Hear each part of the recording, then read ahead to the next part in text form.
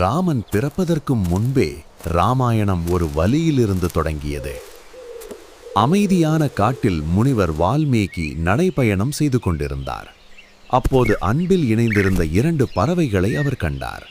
அந்த நிமிடம் நிறைந்தது மகிழ்ச்சியாலும் அமைதியாலும். ஆனால் அடுத்த கணம் வேட்டைக்காரன் விட்ட அம்பு ஒரு பறவையை வீழ்த்தியது.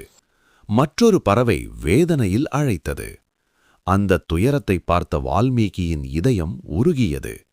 அந்த வேதனை அவருக்குள் கவிதையாக பொங்கியது.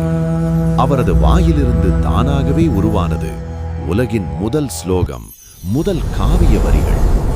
அந்த நேரமே பிரம்மதேவர் தோன்றி ஆசீர்வதித்தார். இந்த வரம் உனக்கே, உலகை மாற்றும் ஒரு மகா காவியத்தை நீ எழுதப் போகிறாய் என்று சொன்னார். அதுவே மனிதகுலத்தை மாற்றிய நித்திய காவியம் ராமாயணம்.